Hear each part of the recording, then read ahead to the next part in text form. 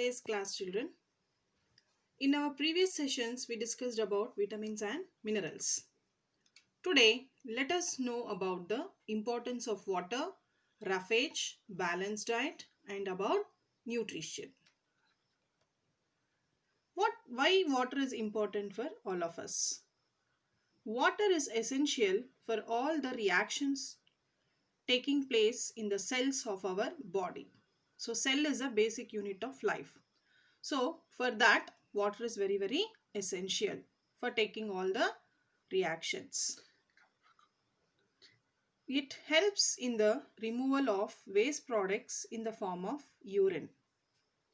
And it also helps in transporting nutrients, hormones, oxygen, minerals, carbon dioxide to all the parts of our body. And even helps in maintaining the uniform body temperature. Now, let us go for roughage. So what is roughage? Cellulosic dietary fiber. Cellulosic dietary fiber constitute the roughage. And what are these sources of roughage? They are green vegetables, fruits and whole grains. Why we should add roughage along with the nutrients? Because it helps in the bowel movement and prevents constipation. Bowel movement means removing the waste materials from our body. As we know that during digestion process, the blood will be absorbing all the nutrients which are required, and along with that even waste is also produced. So that waste has to be eliminated from our body. So for the elimination process, this roughage will be helping.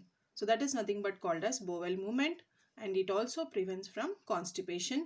So children, here you can see some whole grains, that is like wheat berries, oatmeal, then even brown rice, even corn. All these are the whole grains which are essential for our body and they come under the roughage. So green vegetables, fruits and whole grains prevent us from constipation problem.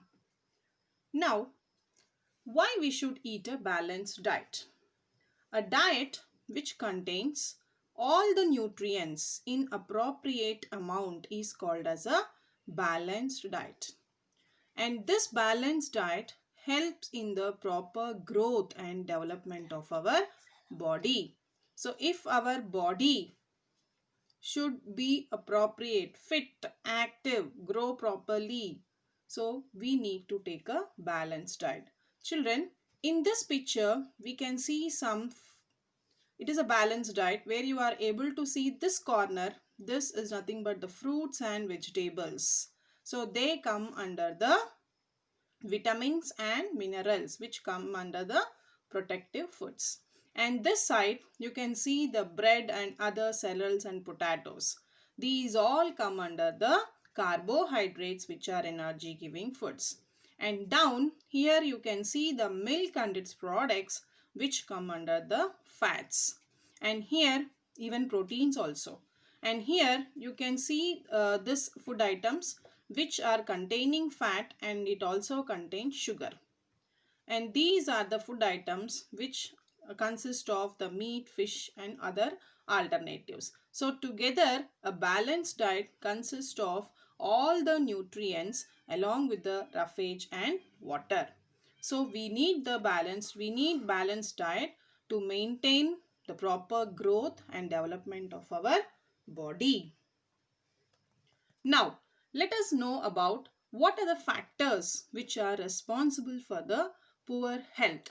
That is nothing but malnutrition. So why this malnutrition occurs? Children, in the poor families, they consume lot of starchy food, that is carbohydrates, where there is a lack of proteins and other nutrients in their body. So because of that, they get the malnutrition which is called as protein energy malnutrition. If the diet is lack of proteins, carbohydrates and fats, it leads to malnutrition, and this malnutrition is nothing but called as protein energy malnutrition.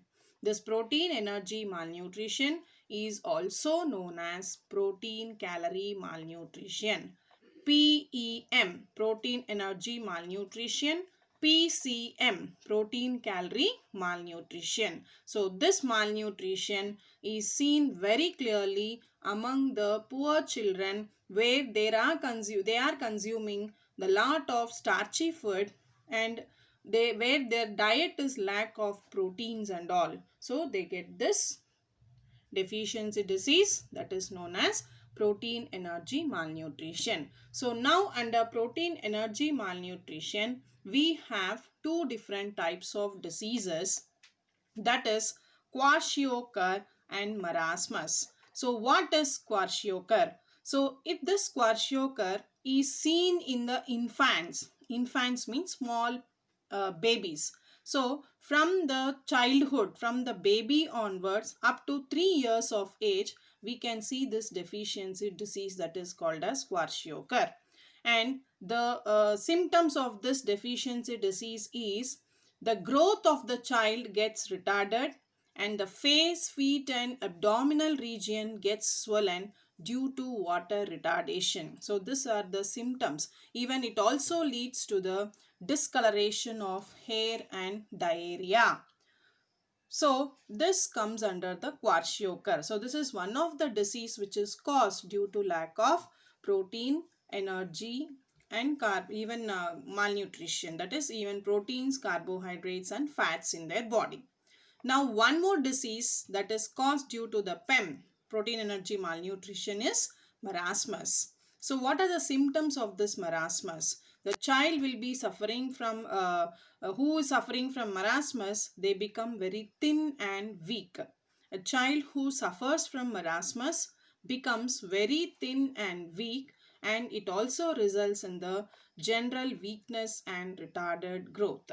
Now I'll show you the picture where you can see this is the children who are suffering. These are the children who are suffering from the kwashiorkor, where the face and the feet and the whole body is swollen. So this too, here you can see even discoloration of the hair. So this is taking place due to the protein, carbohydrate and fats in their body. So these two pictures shows the deficiency diseases of the child who is facing the deficiency disease of kwashiorkor.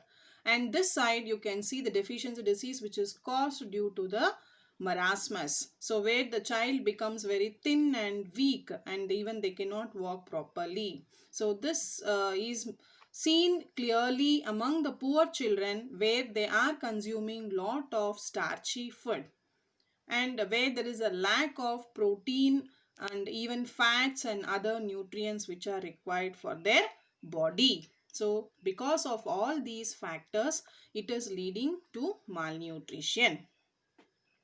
Now what happens if you consume more? See children, if you consume less or if you consume more. If you consume less, it leads to the lack of that particular nutrient in our body and leads to diseases. If you consume more than what is required, that also leads to a disease called as obesity. So the weight of an individual must be in proportion to his or her height.